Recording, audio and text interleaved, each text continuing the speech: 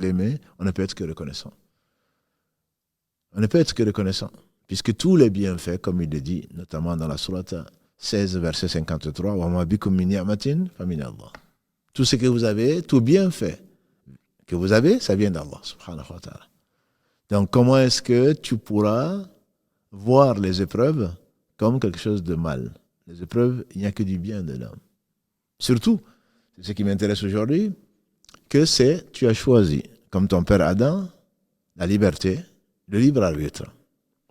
En effet, Allah dit dans le verset 72 de la sourate Al-Ahzab, de la sourate 33, verset 72, l'avant-dernier verset de cette sourate, Inna aradna al-amanata ala samawati wal ardi wal jibal, jusqu'à la fin, nous avons proposé, nous avons exposé.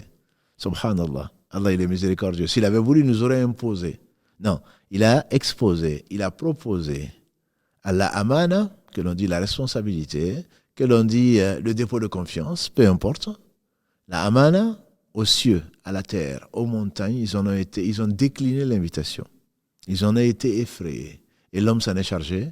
Et il a été vraiment zaluman, jahula, un très grand injuste, pas seulement injuste, un très grand injuste, jahula, à cause notamment de sa très grande ignorance. Parce que celui qui ignore Allah, il ignore tout.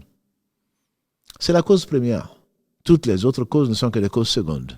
Donc, ignorer Allah, il n'y a pas plus ignorant. Il n'y a pas plus ignorant que celui-là. Puisse-t-il être le plus savant sur terre. Il n'est pas savant. Il est très certainement quelqu'un d'instruit, mais pas savant. Puisque Allah dit, dans la sourate 35 en particulier, Allah dit subhanahu wa ta'ala, Innama yakhsha Allah min ibadihi al-ulama. Sourate 35, verset 28. En réalité, ne craignent vraiment Allah que les savants.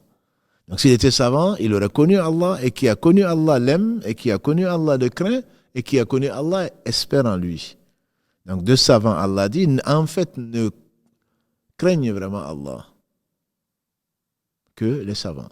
Donc quand on est savant, forcément on est savant de quoi? De la science que Allah subhanahu wa ta'ala a confiée à ses prophètes alayhim salatu wassalam, qui sont les plus savants des hommes et qui sont les meilleurs. Et ensuite, leurs héritiers que nous appelons donc nous des savants. Et au-dessus de chaque savant, il y a plus savant, c'est-à-dire Allah subhanahu wa ta'ala. Sa science est parfaite. C'est ce qu'il faut se retenir, sa justice est parfaite. C'est une seule chose, ma sœur, qui pourrait te suffire, c'est bien le fait de savoir que Allah est juste.